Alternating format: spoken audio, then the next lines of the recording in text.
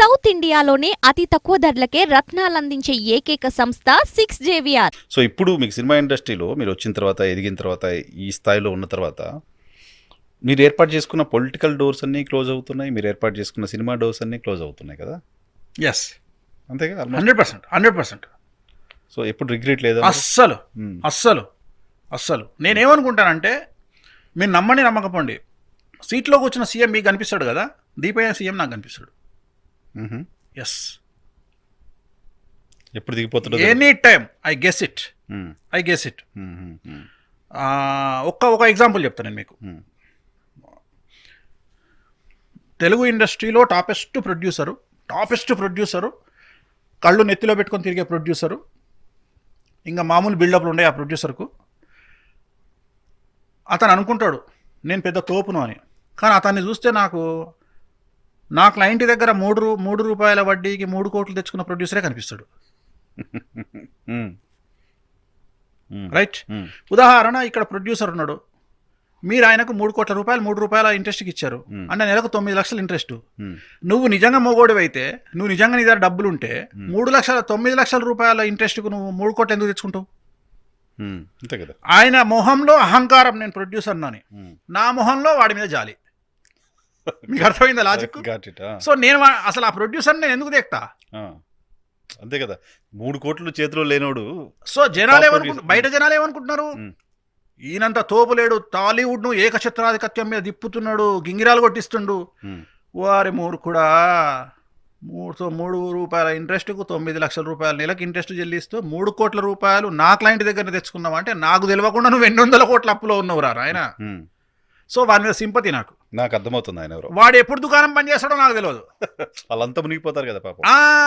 నేను చెప్పేది అది. సో వాడేమనుకుంటా, వాడికి నా గురించి తెలియదు, ఈ విషయం తెలుసు అన్న విషయం. ఒకవేళ నేను చెప్తే గుండె వస్తాడు వాడు. సో నాకు ఆ పిటి వాని మీద. సో నువ్వు ఎవరి దగ్గర తెచ్చుకుంటే నేను నమ్మను, నా క్లయింట్ దగ్గరనే తెచ్చుకున్నావు నువ్వు. సో అలాంటి ఒక క్లయింట్కు సంబంధించి ఆ క్లయింట్ ఇంటికి నేను వెళ్ళా. అంటే ఎవరైతే ఈ ప్రొడ్యూసర్కు 3 కోట్లు ఇచ్చారో ఇంట్రెస్ట్కి, అనుకోకుండా వాళ్ళ ఇంటికి నేను వెళ్తే ఇది జరిగింది 2008 or 2007. వాళ్ళు పరిచయం చేశారు. ఈయన వేణుస్వామి గారు, మా గురువు గారు, ఆస్ట్రాలజరు, ఈయన చాలా బాగా చెప్తారు ఆస్ట్రాలజీ అంటే. ఏం చెప్తావు అన్నాడు. అంటే జాతకాలు చెప్తా.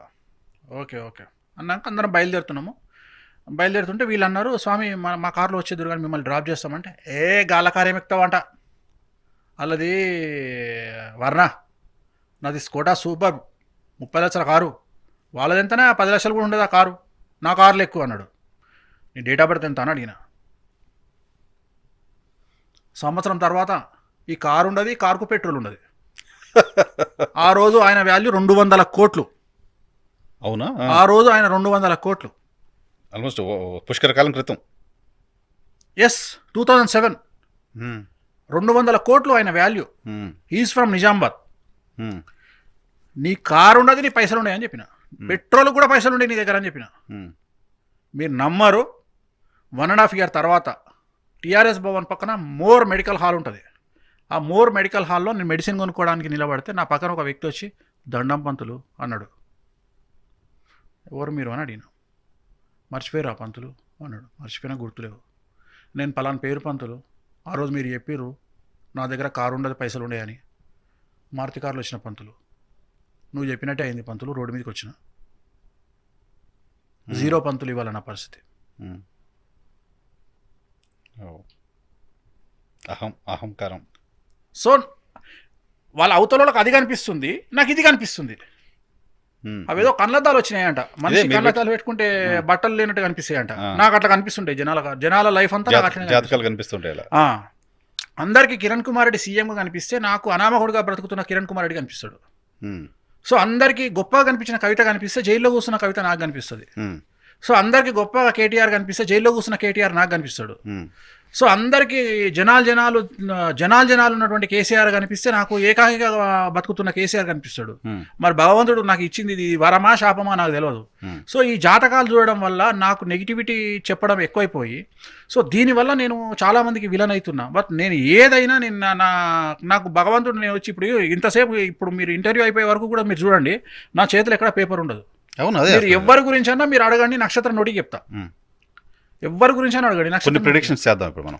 సో ఇప్పుడు నేను అట్లా నడుస్తుంది, ఇంకా దానికి నేను ఏం చేయాలి? ఇంకా ఇప్పుడు నన్ను తప్పు పట్టే వాళ్ళు నన్ను తిట్టుకుంటే నా ప్రొఫెషన్ అది, నేను ఏం చేస్తాను? ఇప్పుడు డాక్టర్ ఉన్నాడు, మనం డాక్టర్ దగ్గరికి పోతే, క్యాన్సర్ హాస్పిటల్కి పోతే నాకు తెలిసి ప్రతి 100 కేసులలో 90 పాజిటివ్ ఉంటాయి. అంటే మరి ఆయన నువ్వు 90 కేసులు నువ్వు క్యాన్సర్ అని చెప్పి ఆయన కొట్టాలనా? సో ఆయన అంతే. వృత్తి అది. సో మిమ్మల్ని డాక్టర్గా చూడాలంతే. అంతే కదా, నథింగ్ ఆస్ట్రాలజీ నథింగ్ బట్ డాక్టరే కదా. ఎక్కడ నేర్చుకున్నారు స్వామి ఆస్ట్రాలజీ? ఫాదర్ ఫాదర్ నుండి వచ్చిందే, బట్ నా రెమెడీస్ అనేవి మాత్రం నేను స్పెషల్ కేరళలో నేర్చుకున్నాను. కేరళలో నేర్చుకున్నారు. నేను స్పెషల్, నా రెమెడీస్ అన్ని స్పెషల్ అండి. నేను వామాచారం అంటే జనరల్గా ఒక బాగా బిల్డప్ ఇస్తారు, అంటే బాగా ఫ్యాషన్ అయిపోయింది, బాగా జనాలకు ఫ్యాషన్ అయిపోయింది. ఏంటంటే మా కమ్యూనిటీలో చేసే అన్ని చేస్తారు, కానీ ఆ బిల్డప్ మాత్రం మామూలుగా ఉండదు. ఎవరికి తెలవద్దు. ఎవరికి తెలియదు, ఎవరికి తెలియదు. నేనేమంటా అంటే, అరే పొద్దున్న లేస్తే మీరు అమెరికాకు పోతున్నారు, ఫ్లైట్లో మీకు నీళ్ళు ఓడిస్తున్నాడు, ఫ్లైట్లో మీకు నీళ్ళు ఓడిస్తున్నాడు. మీరు ఫ్లైట్లో 16 గంటలు 20 గంటలు ఆస్ట్రేలియానో అమెరికానో జర్నీ చేయాలంటే స్నానం చేస్తలే, సంధ్య వారుస్తలేరు.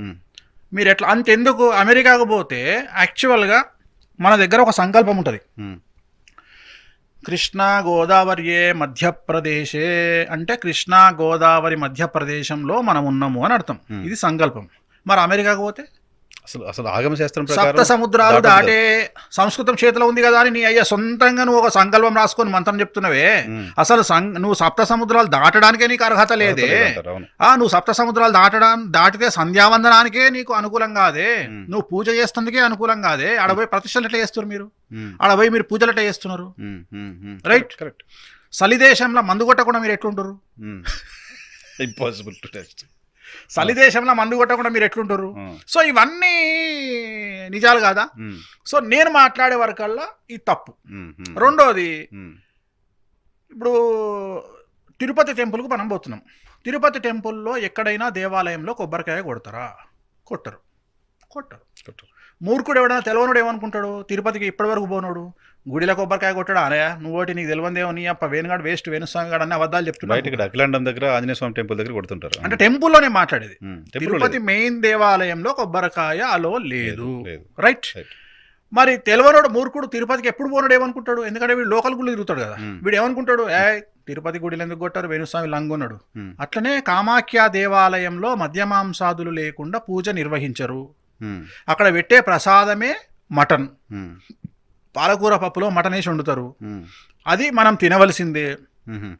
సత్యనారాయణ స్వామి వ్రతంలో సత్యనారాయణ స్వామి ప్రసాదం ఎట్లుంటుందో, ఆ కథలో ప్రసాదం వాల్యూ ఎట్లా చెప్తారో, కామాఖ్య దేవాలయంలో మనం ఖచ్చితంగా పూజ చేసుకున్న తర్వాత దాన్ని భోగము అంటారు. భోగము అంటే నైవేద్యము అని అర్థం.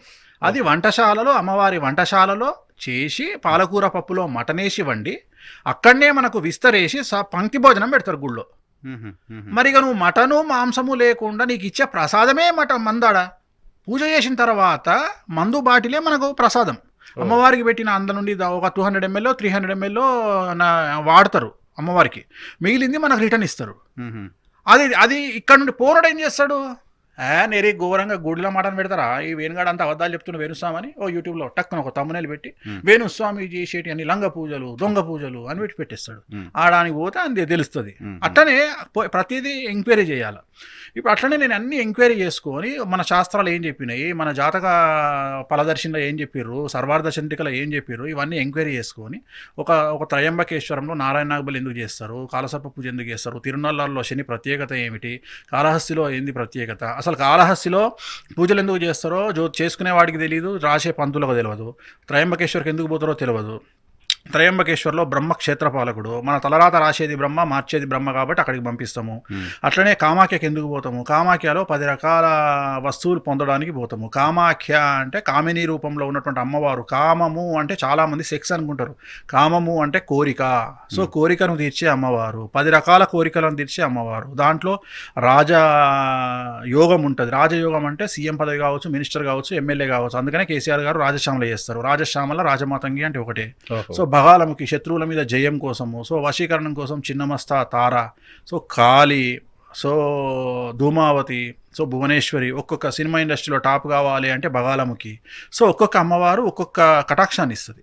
సో ఇవన్నీ ఆ నాన్ వెజ్ లేకుండా, లిక్కర్ లేకుండా, చేప లేకుండా పూజ చేస్తే ఫలించదు. సో ఇవి పెట్టాల్సిందే ఇవన్నీ. సో అందుకని తెలియని వాళ్ళంతా విమర్శిస్తారు. అక్కడికి పోయి వచ్చిన వాళ్ళందరూ వాళ్ళు ఆ వీడియో చూసి ఏమనుకుంటున్నారు, పంతులు వేణుస్వామి గారు వాళ్ళ మైండ్ దొబ్బిందా, వాళ్ళకి అట్లా పెట్టిరేందండి వీడియో అంటే, పెట్టుకోనియండి, వాళ్ళకి తెలియదు కదా వేణుస్వామిని టార్గెట్ చేయాలని టార్గెట్ చేస్తున్నారు, చేయనియండి, దాన్ని